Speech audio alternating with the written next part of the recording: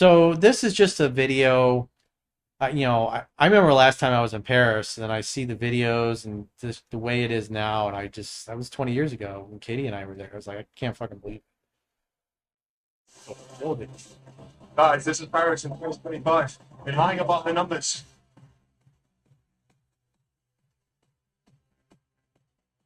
So dirty. It's like the third world. You import the third world, you become the third world.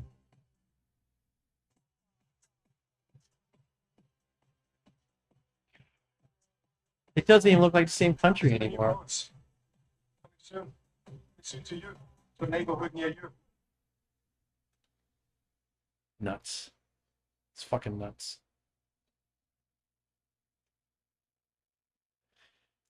So this is a nice little compilation. This is what I love about Twitter is, because when you tell this stuff to the average person, they go, "Oh, that's ridiculous, Corey. That's not true." But all you have to do is listen to these guys in their own words. And so this again is more Ikhwan, Muslim Brotherhood affiliated mosques and preachers that we'll listen to what their plans are here in America. They're not here to assimilate and become Americans. They're not here for the land of opportunity. They're here to basically impose their version of Islam on our country and force everybody to comply.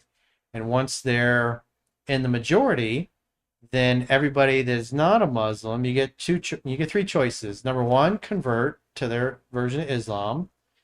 Or you can live as a dhimmi, a second-class citizen, and that means you got to pay the jizya tax.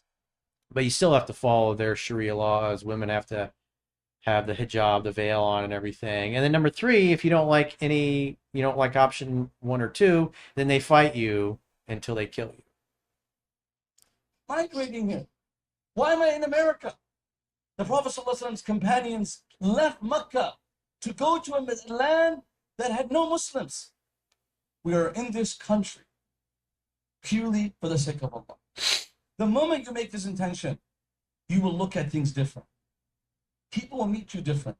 How could it be that your co-workers know you as a Muslim for 10 years, not once you presented Islam to them? You don't know why your purpose is here. Are you guys together? We are in this country for Allah. As we're here living in the US, what is our role now? What is the way forward? Let me just quote for you an ayah of the Quran, and I'm going to try to encapsulate it. Allah is saying, do not obey the disbelievers. Don't yield to them. And then he gives us the process of what to do next. وَجَاهِدْهُمْ بِهِ جِهَادًا كَبِيرًا. And so make jihad against them. What is your duty as a member of the Ummah now that you are also an American? It is our physical jihad duty to fight the entire earth until we enter into the Ummah. So in other words, fight the entire earth until it's completely dominated by their version of Islam. So this is in Sweden. And demographics is destiny. And so this is, again, these are the Muslims in their own words. Now they are about 20% of the population. Svenskar ska också anpassa sig efter att deras land är inte Sverige som fanns i So it's got the subtitle. 1970. Där hatar också SD när man säger så här, svenskar behöver anpassa sig.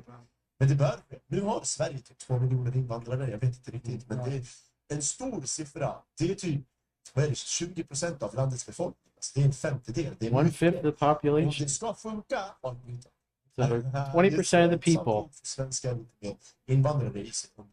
Kan anpassa sig lite efter det, för anpassning bör ske. They're basically telling you you're going to have to adapt and put up with it. So blow this one up. So this is the crazy thing. These are sexual offenses committed by people from other countries. Afghanistan, Jesus Christ, 74%. Eritrea, 65%. Algeria, Somalia, Sudan, Albania, Iraq, Iran, Egypt, Morocco, Kenya. I mean, all those, even Where's British? Romania, that's really weird. That's Bangladesh. I mean, all these countries that are Muslim majority. It's like, so these are the people committing the sexual assaults. It's all the migrants. In the UK, British you really down here. can't talk about it. And so these are the people that cause this. You guys have probably heard problem, reaction, solution. So the elites cause a problem in society, and then the people get upset, and the politicians go, hey, we got a solution for this. And the solution is now he's basically saying, we need digital ID. That'll solve the migrant problem. That'll solve all these issues. So you look at this and you go, well, these guys all imported these people. They destabilized their societies. And so they created a problem. And now they go, hey, digital ID will solve this. Because they love the Chinese model. That's what they really are after. Absolute domination of your life. And if you don't comply, the boot of the state gets put on your neck. Is there a video or anything with that? No. Scroll up. That's it. Next one. So this is crazy. Let's blow this one up. So this demographics is destiny.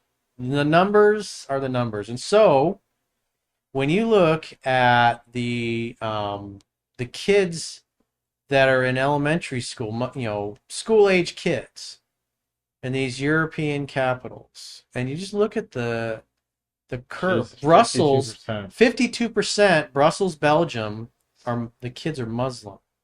Amsterdam, 43%, Vienna, 41%, London, 37.5%, Stockholm, 35%, What's gonna be in Paris, 20 29%, Copenhagen, 20%, Berlin, 23%, Madrid, Spain, 14.5%, Rome, 9%.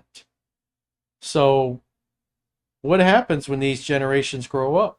What happens when the existing people, the older people, die off in the next 20 years? And these kids are now in elementary school that are being taught the jihadi mind virus, the Ikhwan version of Islam that they all ascribe to. The same ideology as ISIS and Al Qaeda. So what is the net effect when, like, say in Brussels, Belgium, 15, 20 years, when all these kids are the majority of the people? Well, they all say it, that once they're in the majority, then they're going to impose Sharia on the country. And these societies are fucking gone. Those numbers, what are you going to do? How do you stop that? The only way you stop that is through remigration. You deport all those people. Because if you don't, in 20 years, Belgium is going to be a Muslim majority country. So is Amsterdam. So is Austria, the UK, Sweden, Paris. Unless there's some kind of civil war that happens before that. It's like, I mean, look at the steep curve. Just look at Brussels. 52% now, but 25 years ago it was like 18%. Which is still a lot. But that's almost tripled in 25 years. Yeah. So if it's tripled in 25 years, it'll probably continue to accelerate in the next 20 years.